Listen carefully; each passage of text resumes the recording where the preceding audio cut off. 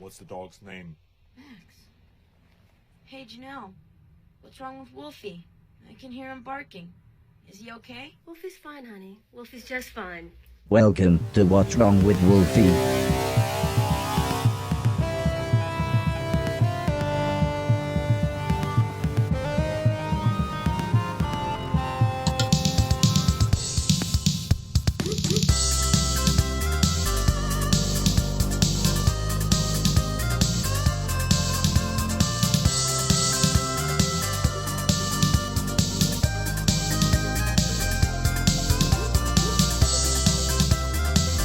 Greetings and welcome to What's Wrong with Wolfie, a retro podcast dedicated to the pop culture of the 80s, 90s and zeros. My name is Jason. And I'm Rich. I'm Chris. And I'm Steve. It's time to go back to the 80s and discover a John Hughes teen comedy that 3/4 of us have never seen. We prize ourselves away from creating our perfect partner to discuss this wacky and sometimes weird film. Anthony Michael Hall, Lan Mitchell-Smith, Kelly LeBrock, Bill Paxton and Robert Downey Jr. star in Weird Science. You know, it's not a bad idea. What? Making a girl. Actually making a girl. This is Wyatt and Gary. I'd give her Wamdigus mammary glands. Something's about to change their world. Something out of this world. She's alive! Alive! What would you little maniacs like to do first? It's all in the name of science. Weird science. If you want to be a party animal, you have to learn to live in the jungle. Not us. Not here. No way. She is turning their lives. Trust me for once, will you? What is going on? Gary, I don't know. I don't know. Their minds. And their house. Upside down. It's seriously affecting your sex life. It's completely unnatural. Do you realize it's snowing in my room? Totally unbelievable. No! What's going on? And definitely weird. Hi, dudes. They went from zeros to heroes in one fantastic weekend. That's so good. Universal Pictures presents a John Hughes film, Weird Science. It's purely sexual. Is it purely sexual? I don't think so. Not Less my morning so commute. than I expected, actually, this film. Yeah. Mhm. I was expecting like some Revenge of the Nerds stuff, but, you know, wasn't quite that bad. No. Well, two teenage boys, Gary Wallace and Wyatt Donnelly, are struggling socially. Girls aren't attracted to them, and boys bully and embarrass them. Their lack of girlfriends leads them to try to create their own woman, Dr. Frankenstein style, but with a computer instead of body parts. Their experiment proves successful, and their perfect woman is created, Lisa. She helps them to gain popularity and confidence, but also gets them into some dangerous situations. Coming up on this episode, we go back to our usual format and give our verdict and score on the film for the board from above. Someone please come up with a better name. We go through our favourite scenes and the cast of the movie. Carl returns to share his thoughts on Weird Science in our listener section. And to start us off, we give our general impressions on the film. And I'm keen to hear what you guys thought as ever, since Rick Henderson said this was one of his favourite films when he came on the podcast. I've been really intrigued to watch and discuss it since then. I mean, I think one of the big things I took away from watching this film is that it doesn't really explain the science behind all the weird stuff and how this woman actually came to be in the real world. That's part of the fun. It's because science. It's weird, quote unquote, science. Science at the speed of plot. Did the 1994 TV series like expound on it? Did it That's where all the lore is. Yeah, that's where where it's the lore, explained. I've seen some of the show and the film a fair few times, so I'd be interested to hear the rookies' first views on it, who have only seen it today. Yeah, go on, Steve. As you're fresh from watching it like half an hour ago. That's right. I finished watching this about half an hour ago. Yeah, I had never seen it before. Yet another classic of cinema that this podcast has allowed me to indulge in seeing. It's Okay, I was ready to fucking hate this film. I was aware of it growing up, and I was ready to come onto this podcast with my righteous millennial snowflake indignation about this disgusting 80s boner comedy objectifying women, etc., etc. I mean, it definitely objectifies women. There's no doubt about that. Literally, as the main characters, create a woman specifically for, let's not mince our words, fucking, but it's not like that. It's not like that at all. I was kind of surprised. If you can put aside the fact that this woman exists solely because she was created by two teenagers that want to fuck her, she's actually like really sweet and has their best interests in mind, and it doesn't go the way you think it's going to go. And she seems to sincerely care about them and wants what's best for them. And I was surprised by that. And I liked the relationship of the two main characters. I thought their friendship was wholesome and believable. I thought all the performances were good. I enjoyed seeing a very young Robert Downey Jr. Bill Paxton is great in this film. There's a lot of problems with this film. I'm not going to go as far as to say that it was a great film, but I'm surprised at how much I enjoyed it. Similar kind of assessment to Steve. Again, I'd never watched this before. I went in pretty much expecting it to just kind of piss me off. I thought it was going to be incredibly sexist and problematic and just kind of dated. But I really enjoyed the energy of it. And I feel like even though there were some problems with it, like some of the stuff was a bit, ooh, Christ, in this day and age, some nice F slurs and, general objectifying of women. I thought the film in itself wasn't sexist at heart. I feel like the main leads, they were kind of misguided, but they weren't like problematic characters. They obviously kind of actually learned something along the way. And I thought that the character of Lisa, like played by Kelly LeBrock, absolutely fantastic. Like she made this whole movie. She easily could have come in, because I saw the synopsis for this film and it said about like how they create this woman and she kind of turns her world upside down. I thought it was going to be one of those, like woman's on the loose. They can't control her. She's embarrassing and cringe, but she's really fucking cool. And she kind of almost made this film in some ways. And I'm not going to say it's a feminist film, but she was a really strong character in that like kind of, cynical, strong female character way. She is like pure confidence throughout the whole film. When she wants to go out, she takes the guys with them. She takes them to a bar full of older people and kind of instills in the boys that not to judge people by their first, by their initial impressions, that all people are people. She takes like Chet, the older brother, to task about how he treats his younger brother. She doesn't take any shit when she invites everyone around to the party. She invites everyone. She treats everyone equal. She socializes with them. And she's just like a really cool person. Everyone likes her and she likes everyone. And I thought she was such a positive force in this movie, a movie that I thought was going to be a bit, I don't know. I just thought I was going to have problems with it, but I thought she really kept the movie moving along. And she made the movie for me enough that I kind of enjoyed it more than I thought I was going to. But did you think that at the beginning though? Like, I mean, that there was the whole bit where, Lisa's been created, and I think she's down in the garden with Wyatt, and like we all know he's a 15-year-old boy, and she's getting off of him. Like, grab ass. I was on the train watching this. I was like, that's a nonce. That's a nonce. Like, yeah, I mean, look, it's got problems. This film for sure.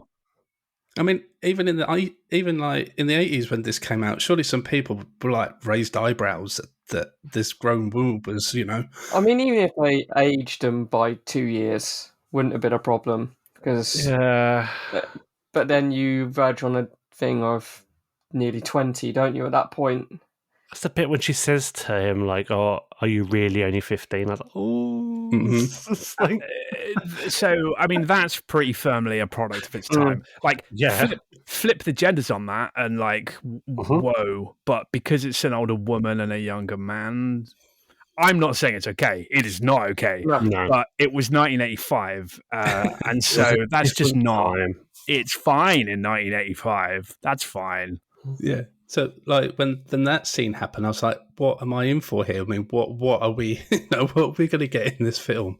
Like, where this scene seems to be an okay film to put in a major motion picture, but thankfully, the film goes off into like a completely different direction to everything that Rich was just saying and Stephen. Like, it ended up just being like a really fun teen kind of coming of age kind of film, isn't it? Yes, I guess. The film doesn't know what it is either, so it's fine for us to not really know what it is. What I kind of liked about it, like, I found Lisa didn't fit into that kind of two different kind of molds you usually get for a female character in these movies. She wasn't like motherly, and she wasn't like the manic pixie dream girl that makes them better people and, shows them, how they can, achieve what they want to achieve, and just, like, she never filled those really like cliche roles. She had this really cool agency about her. She took charge in every scene, and she was just a really positive presence for the whole film. I mean, there was the bit like when she meets the parents, and I'm not gonna lie, I was pissing myself at that when she's just talking about oh God, what was she? I forget even what she was saying now to the mum and dad, and like the dad pretty much like for the rest of the film just had a complete like mental break and didn't know who his son was. He just didn't recognize him. When she says, "Isn't it sad that your son's only sexual outlet is tossing off over a magazine in the bathroom?" Yeah. And then the gun comes out, and you're like, "What?" So good, so good. What about yourself, Chris? Come on, man, you're the one who's seen the film.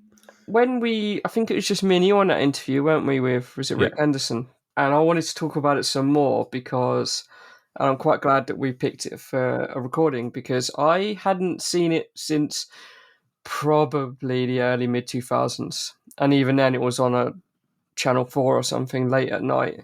We had watched it previously. For some reason, we'd rented a video when we were younger. And I don't know why, but I remember seeing it at an age like, it was the 90s. We all saw films when we shouldn't have been seeing films, but it wasn't a gross out comedy like Porky's was, right? Before you had your American Pies and stuff like that. So it was quite a mid-range gross out comedy, but as you get older and you watch it more, like Rich says, you appreciate the earnest performances by Kelly LeBrock and the two leads, because it's not rapey. It's not overbearing. It's quite nice and refreshing to have a film that treats its audience with the respect that the script. Well, like Steve said, the film doesn't know what it wants to be. Let's face it. And sometimes it's fourth wall breaking gags that lets the audience know that they're all in on the gag, and we know this is silly. And I like that. As an adult, I the first time I noticed the fourth wall breaking was when I watched it the other day, and I was like, I've never noticed that before. There's that bit where Bill Paxton says, "Next thing you know, you'll be wearing a bra on your head," and he straight up just looks into the camera. Yeah. Yep. And you've got Lisa just looking at the camera twice in the film, and I think Anthony Michael Hall looks at the camera again. So it's that very, like, not sugar-coated, but it's that kind of like, yeah, we know what we're doing. We're just having silly fun and just roll with it. And yes, some messages are mixed, but it's enjoyable. And it's mad, and it's silly, and it's a little bit sexist here and there. But it's difficult to put a finger on what Lisa's character actually symbolises in this film, because I think everyone who watches it can see different things. What I really like about Lisa, though, I'm pretty much going to talk about Lisa this whole podcast. I feel like she was the absolute like heart and soul of this movie. It's kind of like friend zone the movie, isn't it? Really. I don't even know that though, because like the two main characters come together at some point and go, we made this woman and we can't do anything with her because we're so fucked up in our own heads. We don't know how to approach her or do anything. And they gave her so much intelligence and social awareness. Yeah. She's like they make them realize themselves that like the problem isn't the woman, the problem is us. We're the issue. She's like reality check personified, and she helps them understand that about themselves. Yeah, she understands that what people want to see is you, not what this idea of what you think people want to see, which is probably kind of something that should be shown to a lot of some young men these days. Like the whole like fitting into the male hierarchy. I'm going to do a Jordan Peterson impression now, but like the male hierarchy and the sexual marketplace. It's just like this whole idea of just. I mean, I guess in a way you could say they made her in a computer, but it's almost like you're gamifying the whole idea of like being attractive to women and getting something in return. And there's just this skewed like male perspective on what it takes to be accepted and to be popular, when really it's like, hey, just be yourself, because like, no spoilers, but the two girls they really want to be with at the end kind of just see them for who they are. They show real courage, and it's enough that the girls, you know. And the guy, Gary, was his name's Gary, right?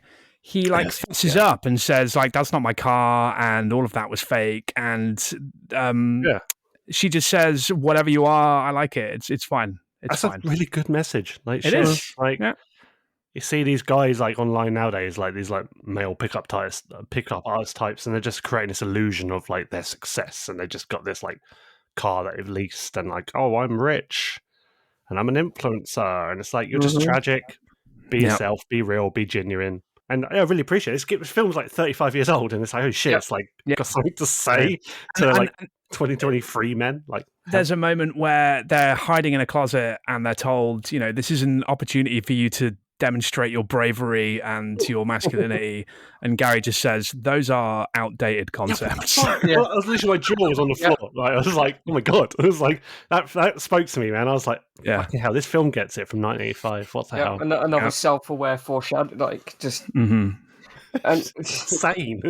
But again, we talked before, like earlier, like how to explain the science. They just expect the audience to just understand this silly concept that they hack into this major computer database somewhere, and it does all the programming and rendering and stuff. You need to fill it with data. That's what you need to do. You need to fill it with data, and then complexity. That's how that works. And scanning pictures of Albert Einstein for intelligence. Just like very throwaway. Like, this will do. You know, that's a tech. I mean, let's get into it. Like, is she the doll? Like, did the doll turn human? Also, they do the hacking thing twice in this film. Is it does the hacking cause the rainstorm, or is it a coincidence that there was a rainstorm both times they did the hacking? Like, I'm unclear on that. It's like some weird, like, Master of the Universe Highlander weather system going on this small American town. It's like red clouds. Okay, was that just freak weather? Or and also, you can get past a firewall by just tapping the keyboard, and then the firewall will disintegrate with a bowling sound effect. Yeah. Ding. I mean, I took it as she was the doll, because the doll disappeared. They couldn't find it, and then you know, she came out of the door. Or the door blew up, and then she came out, you know.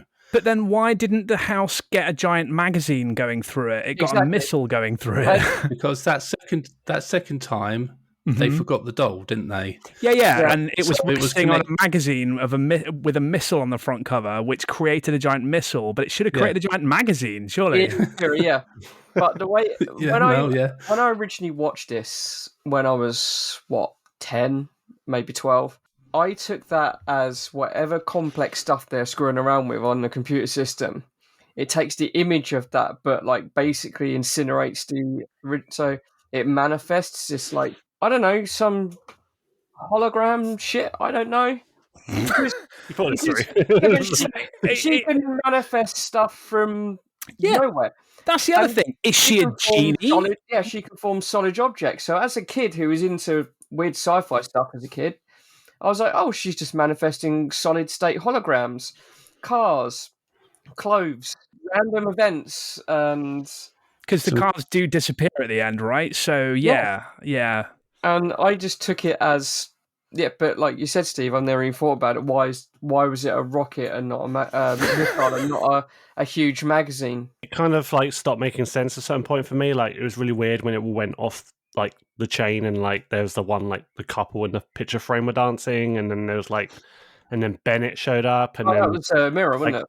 Was it? I don't remember. No, it was a picture frame of his parents. Yeah, and when they started hacking, weird shit started to go on, and one of them was they were dancing in the frame, and like weird gravity things where, like, you know, rooms would just turn around, and things would just fly out of the chimney, and it's There was that moment where there's that woman playing the piano, and then she's getting sucked up the chimney, and of course, her clothes had been sucked off first. Yeah, again, Funny. Not a perfect film. It has issues for sure. It's the 80s. People go and see a movie just for one tit shot for 2 seconds. Maybe in a PG as well. Right? So, and then teenagers would rent it to pause it at that moment. So. Yeah. But I feel like the way this film was marketed, if I went to the cinema to this film to see tits, I'd have been very disappointed. Yeah. I'd have left this film like, what the fuck was that? Where was all the sex and stuff? Because it's just not that film at all. No, not at all. It wasn't Revenge of the Nerds, which is a blessing. So you get that kind of weird, lovely moment where the bullies kind of respect the kids because of their association with Lisa. Mm-hmm. And they're sitting on the bed, weirdly, all with his parents' bras on their heads, which is the only way I can describe. Ceremonial, Chris. Huh? It's ceremonial. But it just does it weird. As I watched it the other day, I was just like, where did they get the bras from? Because they're not womanizers. They've probably still got their V plates. So are these their parents' bras that they were wearing, and no one bats an eyelid? And they're all sat there, and they all have this like heart to heart, like respectful thing. And it's like, yeah, we can create something for you. And it's just like, I'm not being funny, Chris, but like I was still trying to wrap my head around how a woman had come alive, not to worry too much about where they've got their bra hats from. There's lots of things in this film that makes you wonder about why. Well, yeah.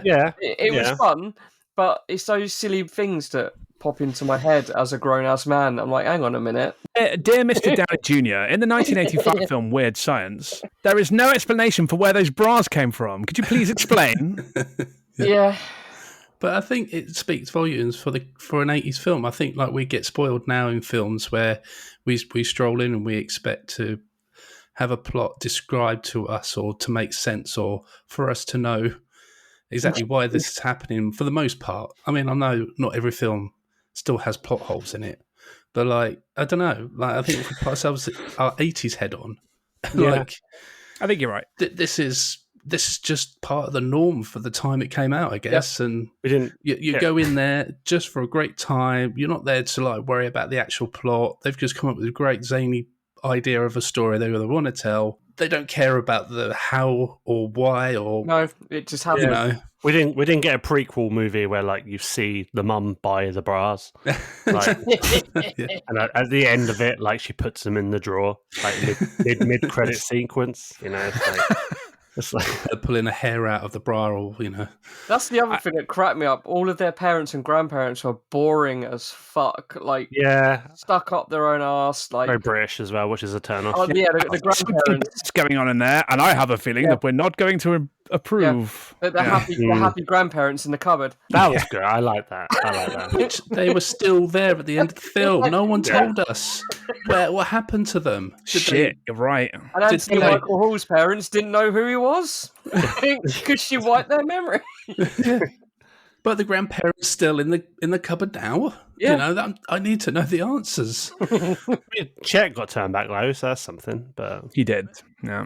I really liked that Chet, like the thing they did. I can't really call it an animatronic; it was too crude for that. But the toad, yeah, it's just like a gross puppet, wouldn't it, with a flat constant top? Fart sound. A Bill Paxton flat top. The constant fart sounds. It was fucking brilliant. I loved it. What I loved about it was Bill Paxton's voice acting was when it ate the fly and he was disgusted at himself because his instinct was to eat the fly, and it's just like, what the hell? That was really cool. Another very self-aware moment in the film. But like, how did she do? Wait, who is she? Like, what the fuck is she? A robot? I thought she was a robot before I watched the film. The film's called Weird Science. Like, I assumed that she was a robot.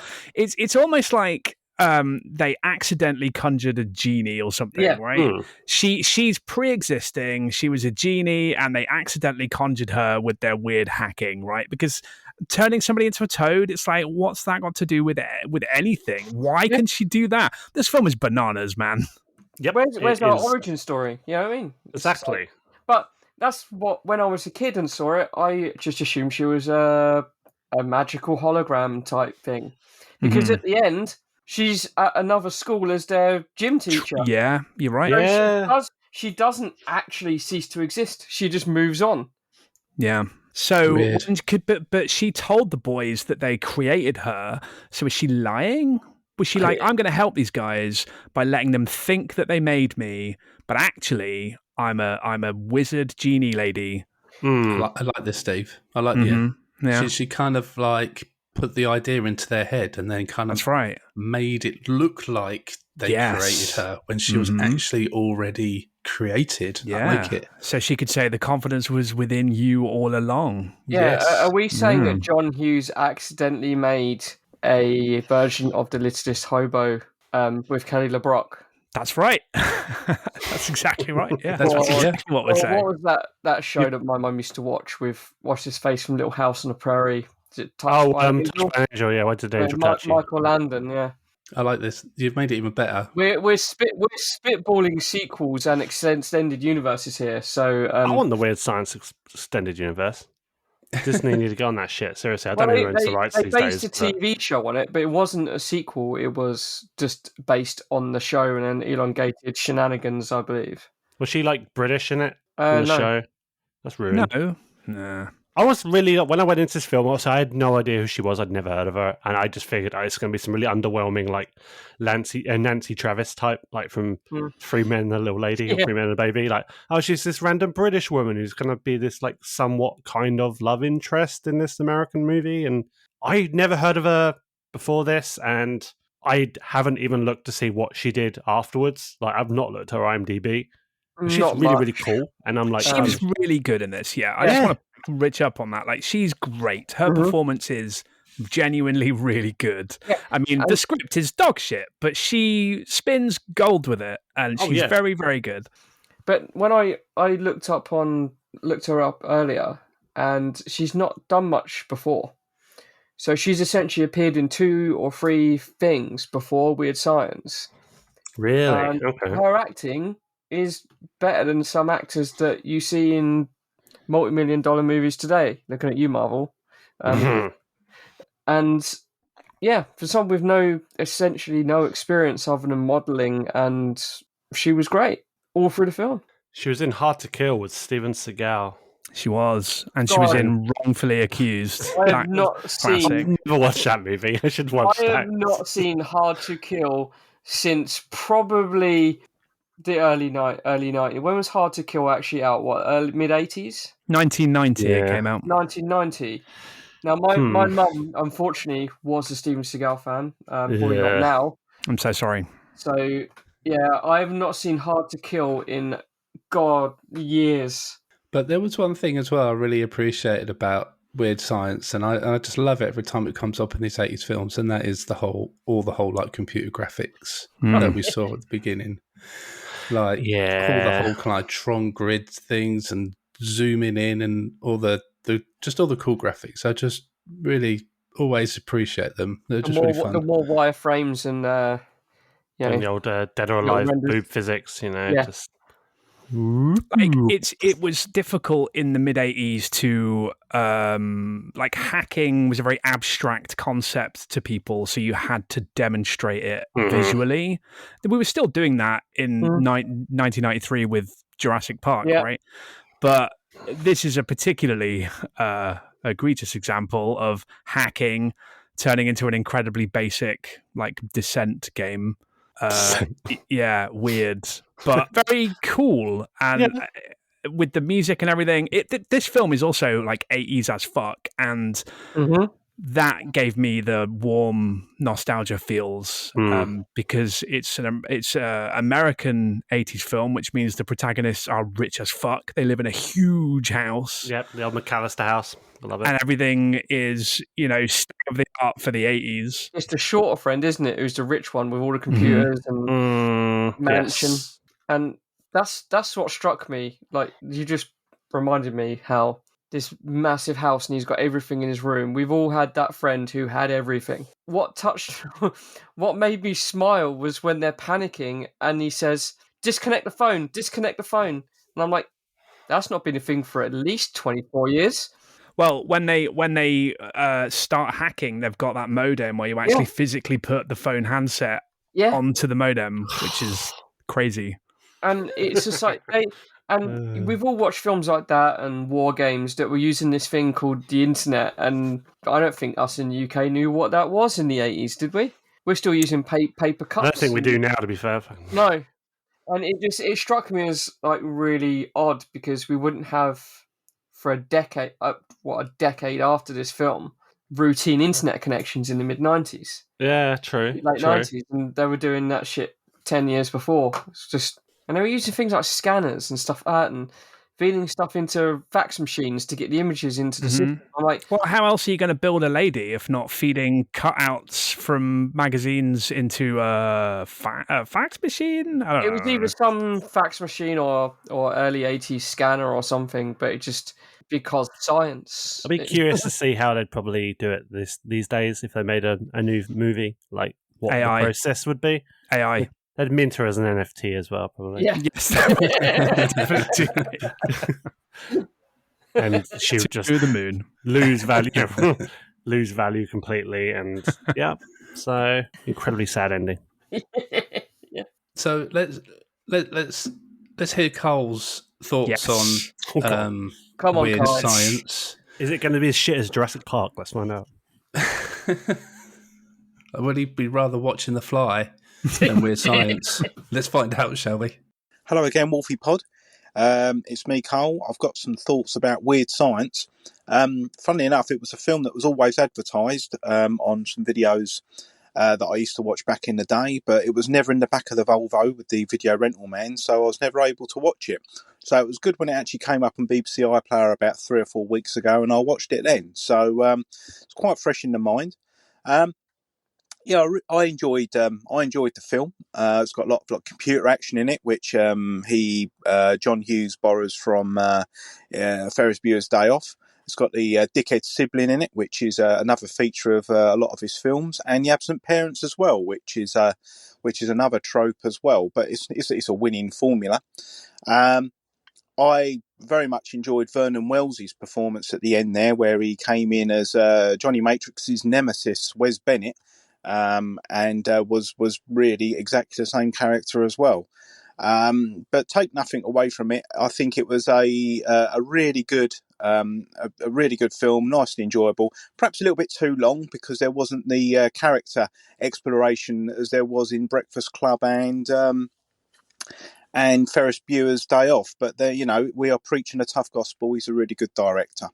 On the whole, I'd say if Home Alone was Bubble Bobble, I'd say that this film was Chack and Pop, i.e. it had to be made for the evolution of the genre to continue, but it wasn't quite the finished article. Enjoying the show. Cheerio. Wow. Okay.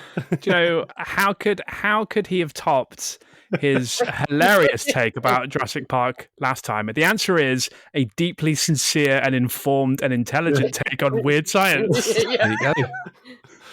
And Perfect. The Volvo. Oh man! Wow, that made me happy. That made me smile. But that's the funniest thing. That's probably where me and my mum and brother rented it from back in the 90s. Was the guy who comes around the estate once a week to rent a few videos. Back of his car. God. Oh, we lived such good times. I used to have a video man come round. He had 2 crates filled with VHS on his little trolley or whatever. He used to come and knock on the door. He used to get a couple of videos. This is foreign to me. I was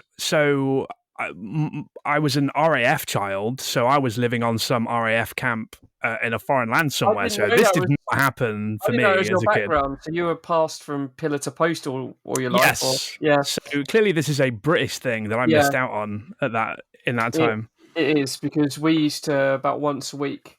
That was how we saw some of the films, and we didn't have Sky TV at that point either. So my first introduction to The Simpsons was from the weird, creepy video man that came around once a week and parked up outside with a torch in the middle of winter. Where's he getting these VHS tapes from? Like, I'm assuming this is not a legit business and he's not purchased these from the distributor, I assume. Probably not, no. I don't know, but they were legit copies. They weren't like early 90s printed. They were like proper glossy video cases. So I always remember the one used to come down my road, like obviously way back, and he'd always have like those Vipco ones, like Driller Killer and Cannibal Holocaust and all that stuff. Wow. Covers, and I always remember those in like Blockbuster. Contraband. Yeah, proper the good shit. My mum rented us The Simpsons because we didn't have Sky TV. All of our friends were talking about it. We didn't really know what it was. So we rented the videos. So the first 2 or 3 seasons of The Simpsons I know verbatim because we watched them over and over and over. Nice. And over. Happy memories of the creepy video man. Thanks. Thanks for the memories, Carl. Yeah. Yeah, no, thanks for sending in your thoughts again. Really, really, really appreciate it. And we love to hear it. And yeah, like I said in our last episode, please go and check out his podcast. Yeah, Bite High, No Limit. And please continue sending in your thoughts, Carl. We love them. We do. Love them, mate. Thanks, Carl. Thank you, Carl.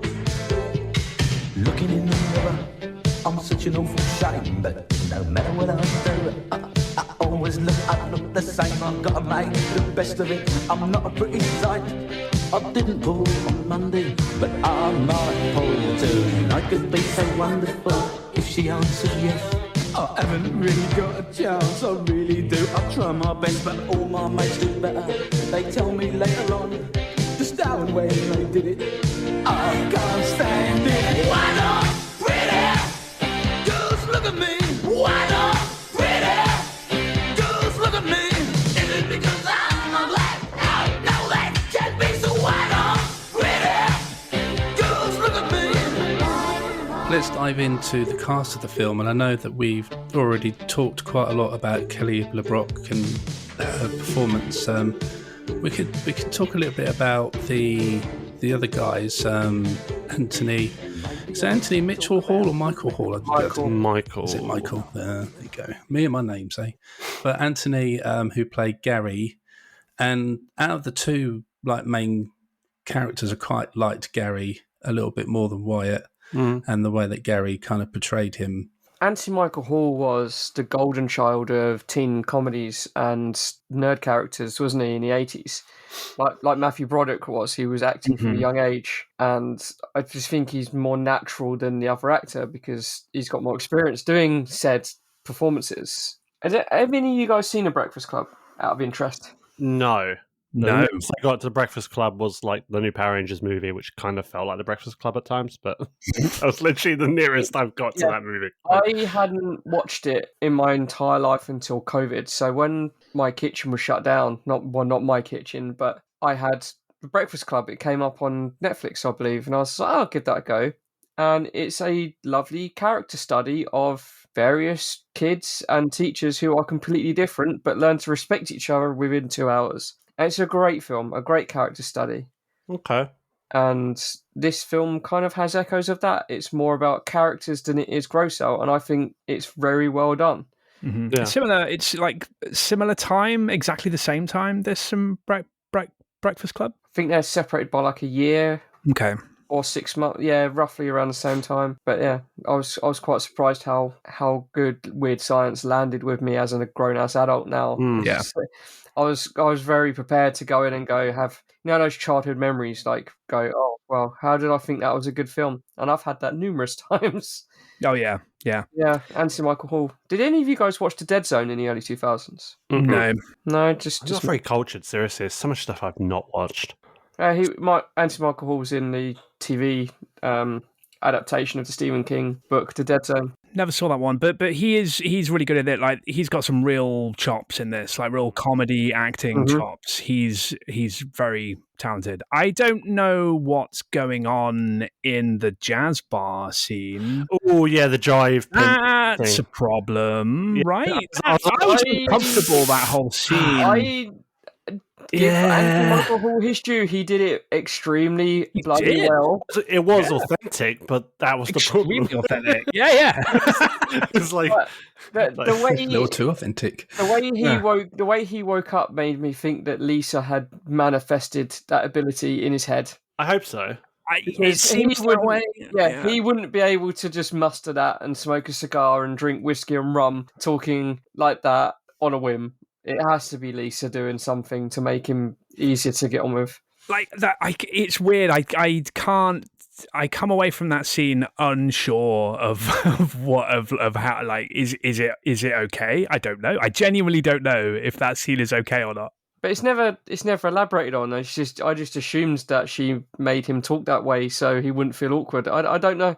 I mean, the comedy of the scene is he sounds like a black man. Isn't that funny, right? And that's the part of it that's not okay. But then the black characters in it, they're not made fun of. So I don't know. I don't know what the fuck's going on. And they're talking to him, and they're not offended. They're not offended. Yeah. They're talking to him like a human being, laughing about titties. So yeah, and it just reminded me straight up of that scene in Airplane when the woman gets up. Excuse me, miss. I can speak jive. Yes, and it's subtitled. It was so good. Yeah, that was so good. Yeah, I did think about that scene when I saw this. But I did as well. I'm not the only one then. Oh no, yeah. It's like the only exposure to jive I've had is Airplane. So Airplane, yeah. Jive again. I remember that from Airplane in the odd Eddie Murphy movie. Oh yeah, well. I kind of knew I was going to like Gary from the off, like when he's in Wyatt's bathroom and like he's pretending to shave.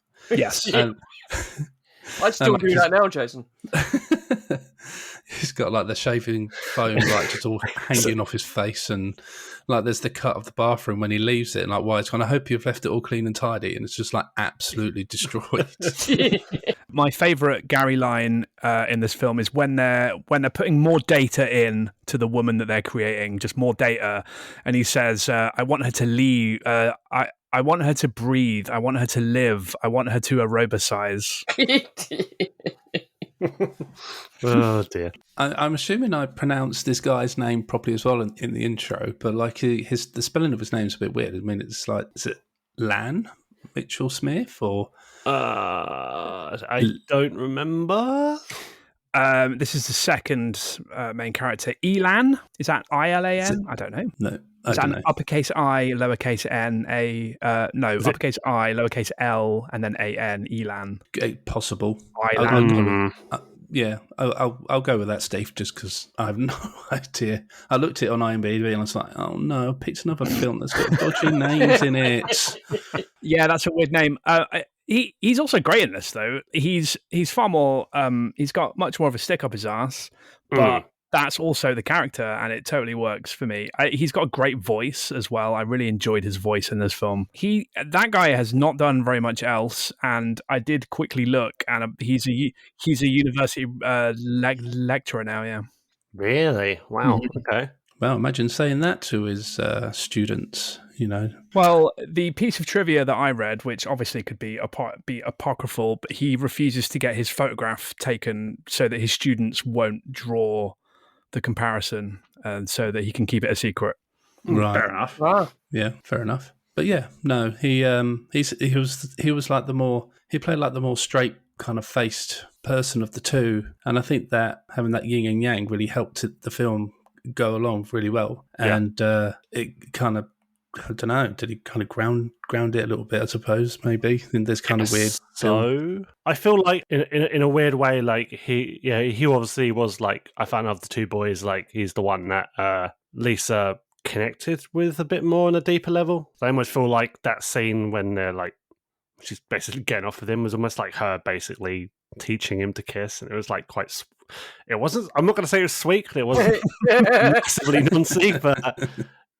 Yeah, on reflection, I'm like, okay, you know what? Because she does call, I always forget the other kid's name now, but she does call him out on his bullshit. Whereas I think with her, like, there was more, I think they had more sweet moments. Yeah, Gary tries too hard, whereas Wyatt is incredibly anxious and doesn't pretend as much as Gary does that he's something he's not, Which is part of why their friendship is so nice, because they don't seem like they would be friends.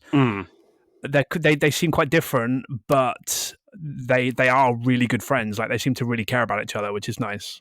Yeah, agreed.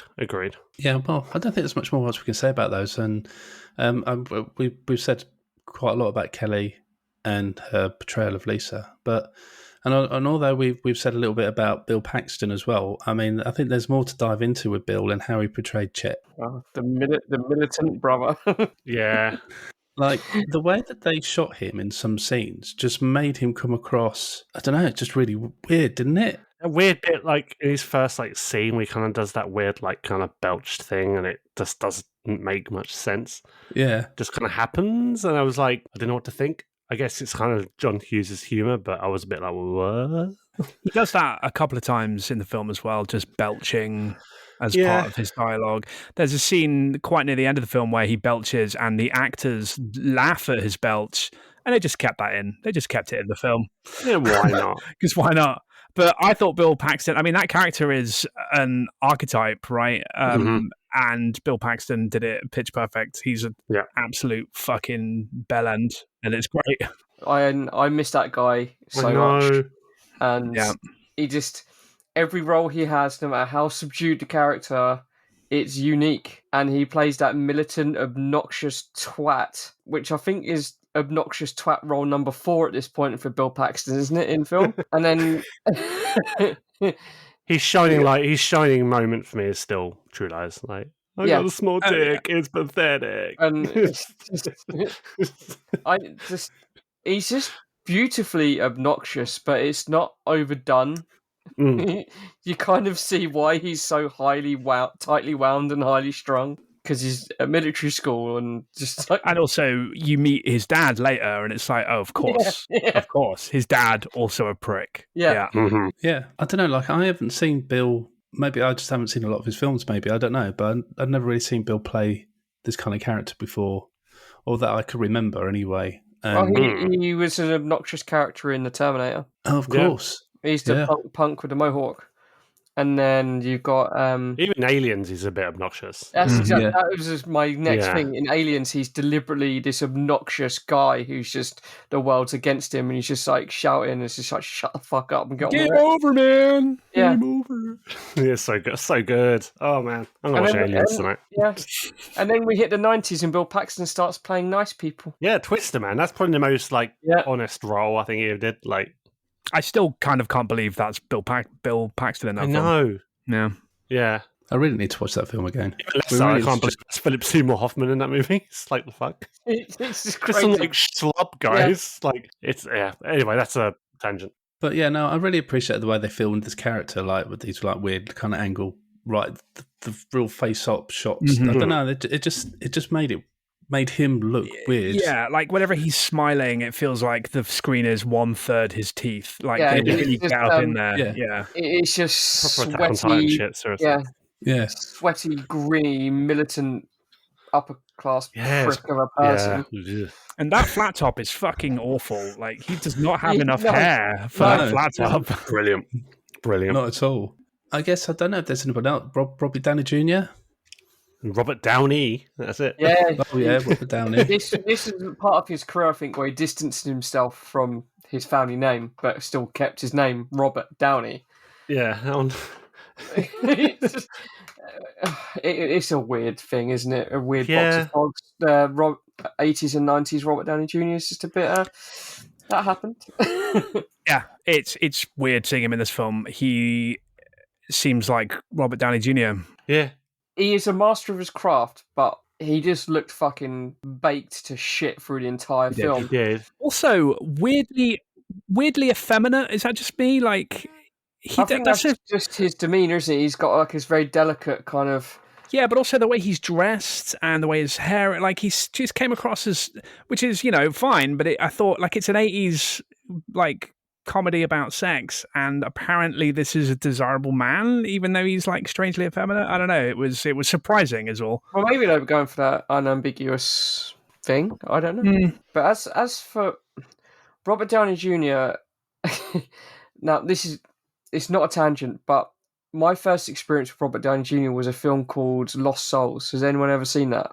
Don't think so. No. It is one of my mum's favourite films where it's really schmaltzy. Basically, he's born on a bus or in a car that's hit by a bus during a pile-up, and the people who die on the bus become his guardian angels.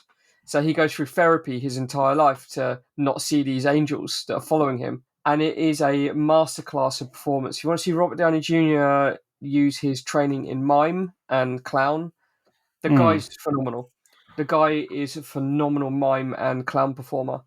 And you see that in this. You see that kind of like accentuated movements and like swooping runs and stuff. It's just like when they're tricking their girlfriends into thinking that they feel bad. So they're going, we're really sorry. And then when they look away, they do these weird, like, sinister poses. And then when they look back, they go back to normal. Like, yeah, you can really see it there as well. If you watch him when they run up the escalator, Robert runs up the middle. And it is the most graceful run. And then he just pops off the end as if it's like nothing. The guy's just fantastic at physicality. And you see not a lot of it, but some of it in this film. It was quite nice to see someone have that physical discipline. Yeah. Weird character. Yeah. Good. I enjoyed his performance. It was good. Yeah. But yeah, strange. I don't remember anything about his mate. I just, I think I was quite amused by the novelty of Robert Downey Jr. because I feel like this is probably the only film I've watched of his in his early career. Like anything pre-Iron Man. I probably watched a few minutes of Chaplin. That's all I know. Mate, he is phenomenal in Chaplin. Yeah. Again, he was dragged over the coals for his casting. So, like, you're casting him. You're casting up womanizing drug addicts, son of a famous actor. Watch Chaplin and just watch his physicality. That is beautiful and on point every single time. Well, people don't know that about him, I think, was potentially probably the issue because he doesn't seem to get cast that often with that in mind, right? So, But yeah, Chaplin is very good, if not very inaccurate portrayal of Charlie Chaplin. Much like most biopics, they completely miss the point. But we're not talking about Robert Downey Jr., so we are. It's the shitty cast bit. But I was just kind of taken aback as well by how quickly, like, his character and his mate just binned his girlfriends. So they, and like, dudes. There's that scene where they're trading them. It's like, our girlfriends are fine with it, so we're going to trade them for your girlfriend. Yeah. I'm like, really? Come on. Yeah. Maybe it's just my mid-40s outlook on life. Maybe. Well, I think, like, they're scumbags. That's right. But I think the film is supposed to, like, the film agrees with us. I think, like, they are scumbags and they're treating women badly, and that's bad. Like, I think the film knows that, so it's fine. It's fine. I think, right? Yeah. Yeah, and I feel like as well, because obviously there's a few scenes in it where, like, Lisa kind of gives them the eye a little bit, but she's got later motives for that. I guess ultimately they're left kind of humbled, and I assume that's her like MO. For she gives those like little glances at the party, like she's giving them the common eyes, and it's like, I know what you're doing. This is pretty cool. So yeah, she's teaching everyone a lesson. Yeah, she's fucking great, everyone. man. She's including great. The parents and the grandparents. Yeah, she's like a really, really attractive Nanny McPhee. She just comes in and I didn't even do that connection, Rich. That is it's popped in now. That's blown me away. Actually, that has. Hot wow. Nanny hashtag Hot Nanny McPhee. Oh shit! Fair enough. Okay, are we all speaked out on the cast? Anybody else that I missed? Oh shit! There's Vernon Wells. Obviously, we need to point out that. Yeah. Bennett. Hell yeah. Wasn't really much to go on that. He just kind of grunted, gave like glares, and left. So yeah. There was a point when the Mad Max bikers drive into the house and Wyatt's like, "What is going on?" And I was like, "Yeah, man, what is going on? What the fuck is this film? Like, it's falling apart." Did like the one guy who's like the Hills Have Eyes guy? Yeah, he was a teacher. And he was like, "I don't want." Oh yeah, can we keep this between us? I'd hate to lose my teaching job. That got a genuine lull for me. I was like, "That's fucking great." That's the only time I've heard that guy talk as well. I've seen him in like certain things, and that's another thing that didn't make any sense. Like, she's manifesting all these people, and you think that these are just manifested from wherever she's manifesting these things from. And then one turns around and says, "A teacher, well, what about the other guy with the metal grafted to his face and the mesh eye? What does he do? Where's he from?" He works in finance. Yeah. The teacher joke lands until you think about, well, what about the other guy? The film does not give a fuck. It doesn't care. It doesn't know what it is. It's fine. Everything's fine. Listen to the theme song. Everything's good. It's all good. Weird Science.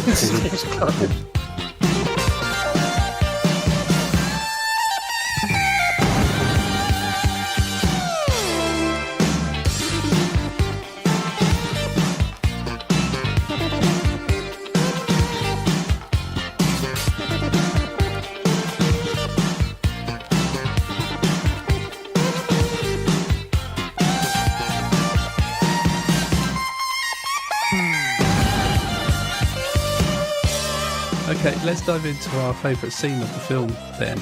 And Steve, why don't we start with you, mate? Okay, so I'm going to be... I wish... I only watched the film today, so I can't be super specific. There's a scene where they decide that they want to get with those two other women instead of Lisa, and they're discussing it really close to each other, and then for some reason the camera focuses on their mouths. They're delivering their lines in a really like flat, clinical way to each other, which was really funny, and it never happens again. It's weird. It doesn't fit with the rest of the film, but I liked that. Like, this film has good moments in it, and that was a good, random, strange moment. It's not something you see very often either. It's kind I of don't know if unique. maybe it was maybe it's a reference, like a contemporary to the time reference to something that now makes no sense. I don't know. It reminded me of the HAL 9000 reading the lips of the crew members. That's what it reminded me of. And what were they talking about again? I can't remember now. They decided that they were going to try and get with the two girlfriends of Robert Downey Jr. and his friend. And they decided that, and they were discussing it with each other in sort of like a hushed tone. But this was at the party, wasn't it? It was at the party, yes. Oh, yeah, because they come into the toilet, hadn't they? For some reason, yes. They're in the toilet with him. Yeah. After he'd done a shit in there. Or laid wolf bait, apparently. Air biscuits as well. I remember that one. That one's going in my journal. I was like, oh yeah, I'm using that. That's great. And then after they're done discussing it, they leave the shower expecting the two women to still be in there. Oh no. But the comedy moment is that they've swapped with much uglier women. Oh, attractive. I hate when that happens. Oh. And weirdly, again, like triple the age of the girls as well, weren't they? They're like, really old women. Most high school students in America, Steve, Jason, they all look in their mid-20s. You know, some of them pushing 40. That was a scene that I wanted to bring up. That scene in the bathroom, like, never once do they judge any of them for being two guys in a bathroom at a house party. Yeah, true. You saw some lame joke about it.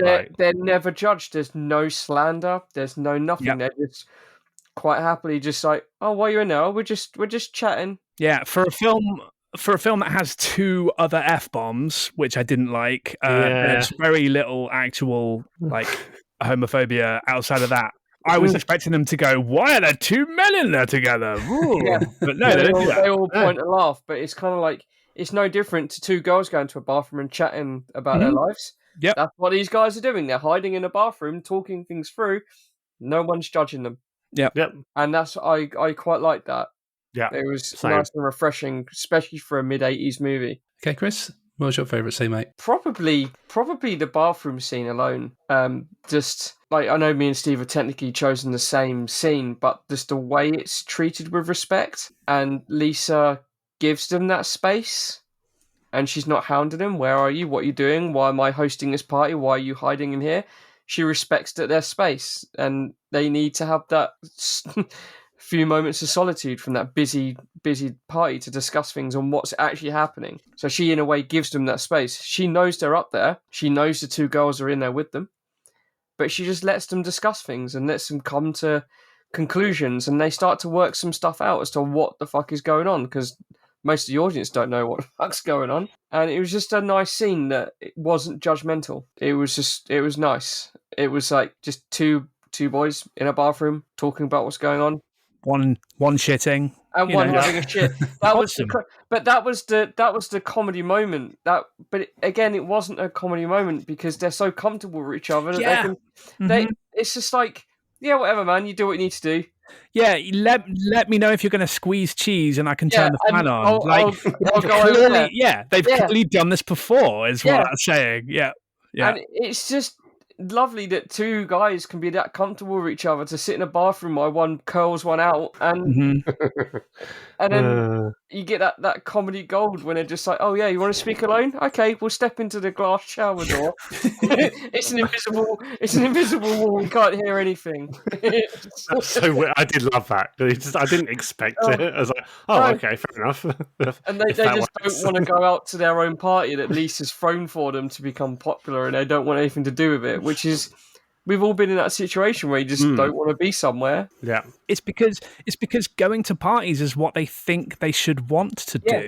And what they're working out is like, wait, I don't give a shit about parties. Why is this happening? Why are we doing this? They just want to sit and fire up the the Nintendo and just eat crap and jerk off. That's what they want, and jerk off in a bathroom, to magazines. Yeah, it was just a lovely little scene with just two friends being two friends that are so comfortable that they don't give a shit about each other. Literally don't give a shit. It was just that throwaway blink and you miss it when he's just fucking got a piece of paper on fire. Yeah. Just behind his shoulder, just waving his fire around. Okay. Rich? I touched upon it earlier, but for me, it's definitely where Lisa goes to meet Gary's parents. I just adore that scene because I think that's when you really kind of start to understand who Lisa kind of is. Because she first appears, okay, she's going to kind of just be this nice, like little sweet character that shows them, how to be better people. But then it's like, oh shit, she's pulled a gun out on Gary's dad. And the payoff to me as well, it's almost like kind of a 2-part scene. There's the whole payoff for the gun when they're driving away from the parents, and she says about, oh, don't worry, it's just like a water pistol. Oh, yeah. And then when he fires the gun off at the end, when he gets rid of the mutants from the party, it's just a water pistol, and he just fires, and it's just a real gun. Fucking hole in the wall. It's so good. When he pulls that gun on the bikers as well, I was like, oh, wow, look at this. Film structure. Like, they paid off the squirt gun for some reason, but even that they throw it away because somehow now it's a real gun. Yeah, I just love the fact Lisa just bullshitted him in that moment. Like, I assume obviously that's what it was. She kind of like, she's calm, but she almost seems kind of a bit unstable at the same time. It's like you don't know how to read her. She seems kind of fucking dangerous, and I love how this scene kind of really laid it out. And okay, she's interesting, and that's the point with this movie. Although I wasn't like completely enamored with it, that's kind of where I was like, you know what, I'm in for this ride now. I'm interested to see where this goes, and mainly because of her. So, that scene for me was the most effective of this movie. I think it was the first time we saw a different side to her, I guess, didn't we, in that scene, and liked it. Yeah, it's really cool. Yeah, because she's breaking down the barriers between Gary and his parents, right? It's like, that's basically what she's doing in that scene, like very forcefully. Destroyed. Yeah. No chance of a future relationship. So. I still just loved his mum's reaction, like when he's talking about tossing himself off, and so over the top kind of. I thought you were combing your hair with the tap on it all day. A little scene later on as well, and she's just showing Al, the dad, like the pictures. This is our beautiful boy, Gary. I don't know who you're talking about. It's so good. They really played with those two parents specifically, didn't they? Because there was another scene later on, wasn't there? Like when he's driving in the Ferrari and they drive past. Oh yeah. And so wasn't that Gary? Even though he says that son of a bitch, and he's like in a call his wife is the mother of his son. I was like, mwah, beautiful line. Yeah, it's so like kind of obvious but understated. I was like, you're waiting for her to react to what he said, and she didn't. Brilliant. That's brilliant. Well, mine was just the whole party scene at the end. So I've just really enjoyed that last third of the film so much that there's so much happened in it as well. They created a missile. They went through a house. They had the whole bathroom scene. There was the mutants coming through and wrecking the joint, and the missile wrecking the joint. Yeah, snowed in Chet's bedroom. Oh yeah, snowing in Chet's room, just inexplicably.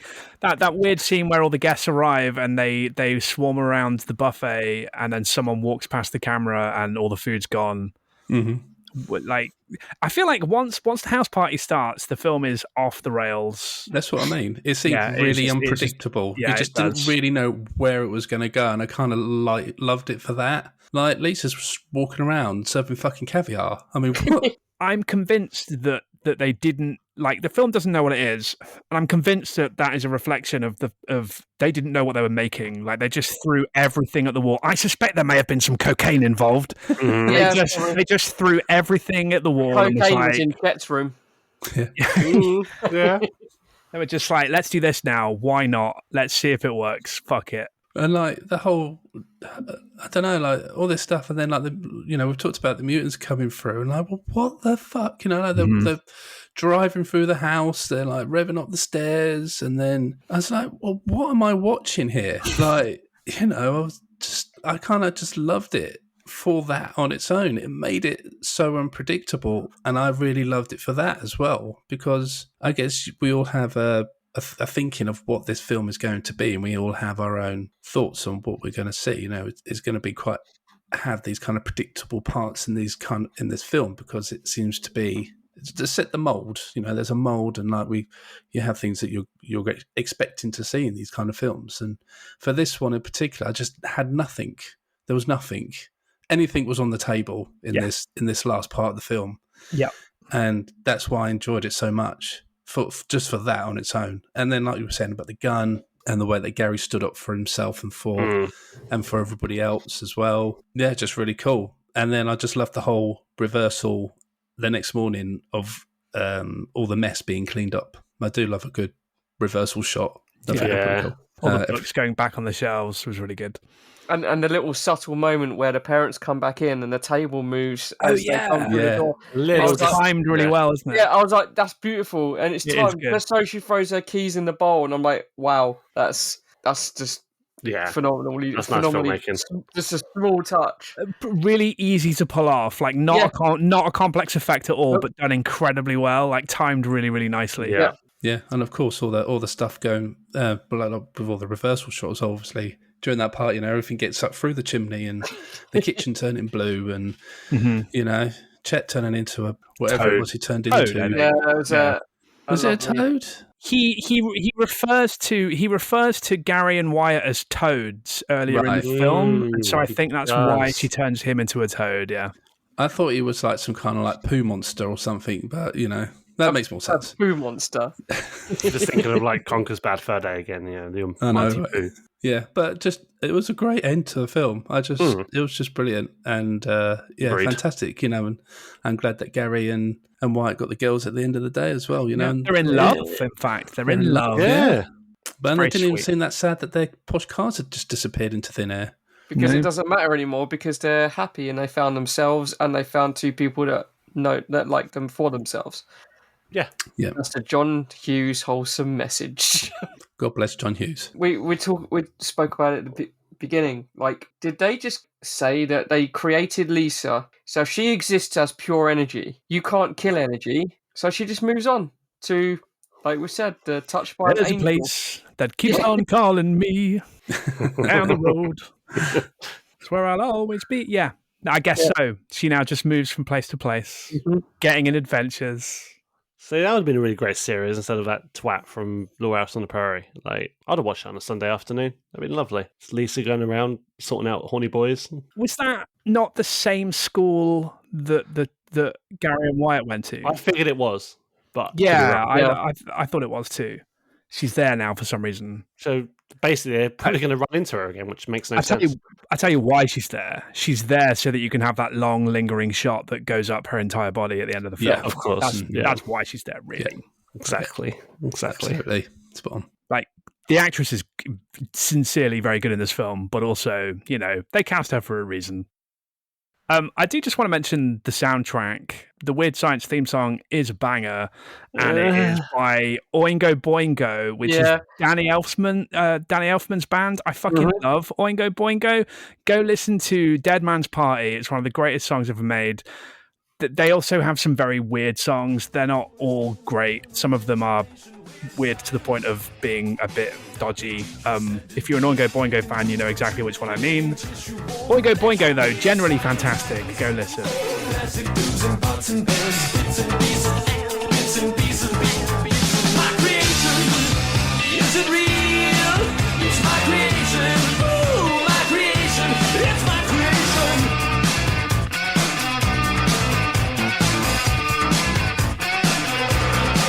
Weird science.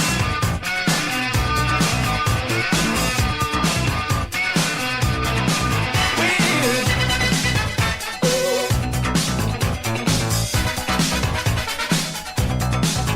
Weird science. Oh, magic and technology. Okay, chaps, let's get into our verdicts on our rating and get this film on our board. And I'm going to start first for a change and just get my verdict and rating out there. So I'm not the deciding factor in where this will end up this week.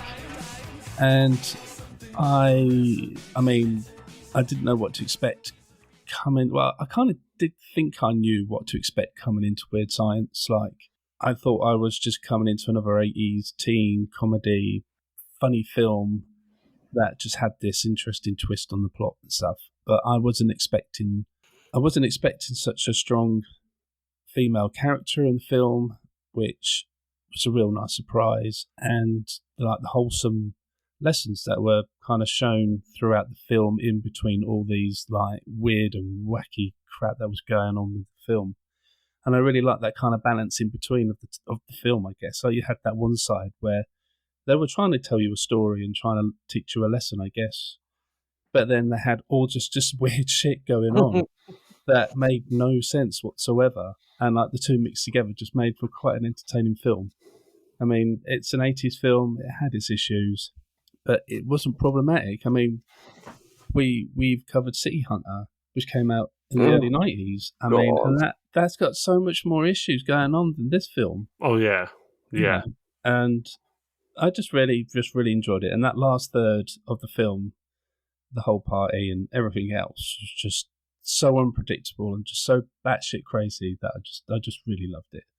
Really great film, actually. I just really enjoyed it. It's very highly recommended. And I was really pleased that Rick Henderson mentioned the film when he was on the show and kind of brought my attention to the film. And I'm just really pleased I've actually seen it and it's on my film chart, whatever, you know. So yeah, cool film. And for that reason, I think it deserves like a 7.8.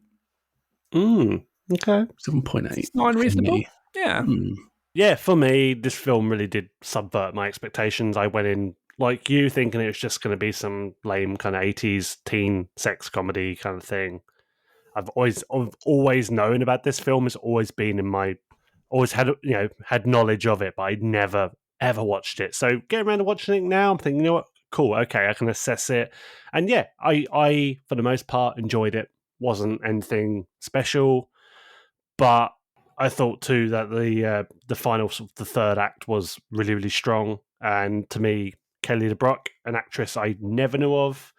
Clearly, she's not done much since. That's probably why. But really loved her a lot and thought she was such a great presence as movie. I think elevated the whole thing. Certainly, some other good actors in it as well. But for me, it was like the Kelly LeBrock show. Yeah, I liked it. It was a nice way to spend my morning commute into work watching it on the train. And I think I'm going to give it a 7.6. I'm going to go for an 8.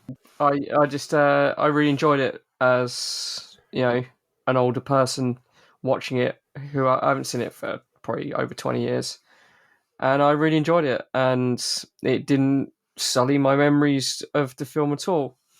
Yes, it's dated, but it was fair enough. It was enjoyable. It was insane, and I'm all about that. It's just fun. A good, fair, fun movie. No, I was ready to hate this film. So I'm really pleasantly surprised that it is much better than I thought it would be, both in terms of like it being entertaining, but also its themes and its message. It was all way better than I thought it would be. It's not without its issues. It's still a product of its time in many ways. So, yeah. And also, I agree with Carl. It was too long. It to me, it felt a little bit meandering at times. Yeah. But I think that is as a consequence of them doing a bunch of lines and going, okay, what do we do now? And they didn't really know where it was going or what they were going to do with it. But much more entertaining than I was expecting, much sweeter than I was expecting, really strong performances. So I reckon probably 6.5. Ooh, 6.5. Cool. I didn't think it was going to go that low, Steve. Well, I was debating that or a 7. Mm-hmm. But yeah, I think 6.5 feels right. I enjoyed it, but I feel like you guys enjoyed it a bit more than I did. Well, that puts it at a total of 29.9, which, if my Google Docs is up to date, puts it... Better be ahead of City Hunter. Yeah. Yeah, way. I mean, it's like the film that's just above Top Secret, but like way. No, sorry, Top Secret. What am I saying? I was going to say City Hunter. Sorry. I'd say it's the next film up from City Hunter, but I mean, there's big difference in the score, considering City Hunter only got a 7.7 in the end. So we gave it that 29. Much. Yeah, that much. Yeah, quite high because I think I scored it a 1, didn't I, or a 0.5? Wow. Yeah, I think it was something like that, Chris. Yeah, crazy. So yeah, up on the board it goes. Yeah, joins the rest of the films that we've covered. I think also that I'm just gonna start chucking when we do cover more TV shows. Just gonna chuck it all together. I think. Yeah, and just do that. So Breaking Bad will be on there as well soon. Nice, get it all sorted out. And but just before we go into the closing of the podcast, like I just want to, I just want to like give my my support, I guess, to the writers and to the actors that are striking at the moment. Mm-hmm. We're with you guys. I'm sure that will spur you on a bit more, knowing that the Wolfie Pod is behind your causes. Yeah, I think it's a quite passionate about it, actually. Like, I think the studios are just literally ripping the shit out of them, and it's just not right. They're not treating them like human beings. No, they're just treating these people as if they're a piece of property, like a thing they can just use once and throw away, and think it's okay not to pay them the money that they deserve, and they don't seem to have a problem with it, which is the biggest worrying factor above it all. It's been like that for decades, and what sucks is when the Writers Guild of America went on strike, I think we all knew instinctively it wouldn't be long before the actors were on strike as well. But what happened, the knee-jerk reaction was, a lot of the actors are writers and directors and producers themselves, so they had to strike regardless. Yeah.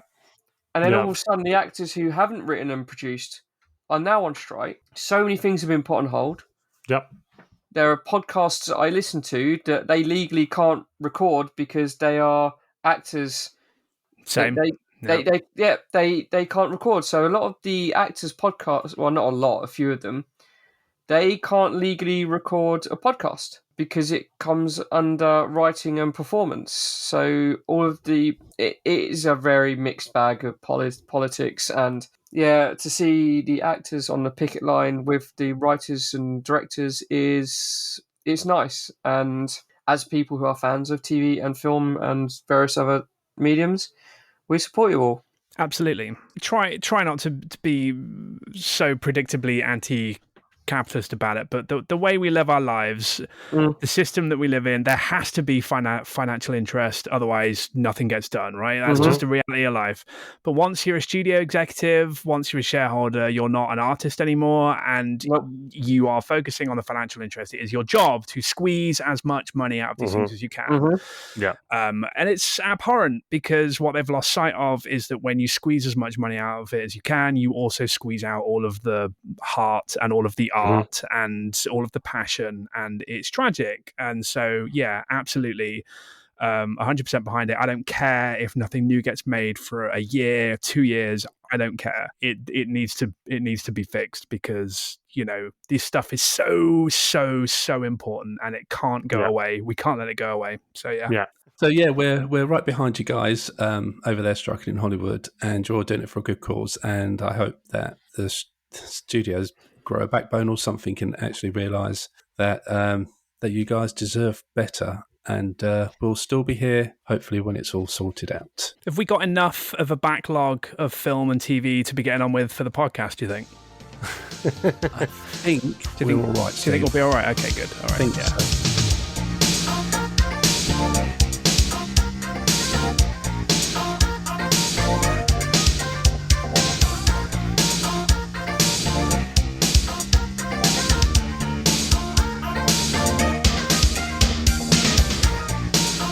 Well, let's get out of here, shall we? And I'm sure you'll all be pleased to hear there is no chat GPT shenanigans going on this week in the closeout. But thank you to everyone that has listened. As always, you're great people, and we really, really do appreciate you.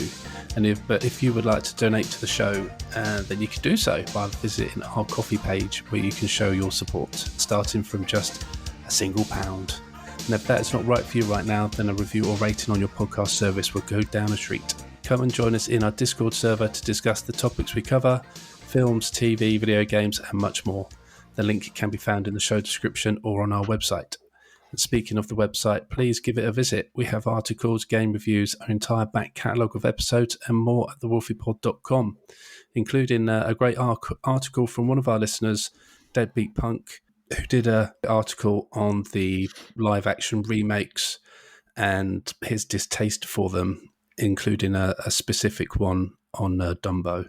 So yeah, go and check that on the website, and go and check his podcast out as well. He's a podcaster as well, and he does the podcast What the Fuck Do You Want? So yeah, go and it's a great little half-hour listen, all about different topics every week, and he has a different guest on. So yeah, go and check that out. And if you're watching on YouTube, then please do the stuff for us. Click the bell, subscribe to the channel, all that shenanigans. It'd be really, really much appreciated. But chaps, it is time to say goodbye. Goodbye. Farewell. Goodbye. My name has been Jason, and you've been listening to What's Wrong with Wolfie, a retro podcast to the max. We'll catch you guys next time. Bye-bye.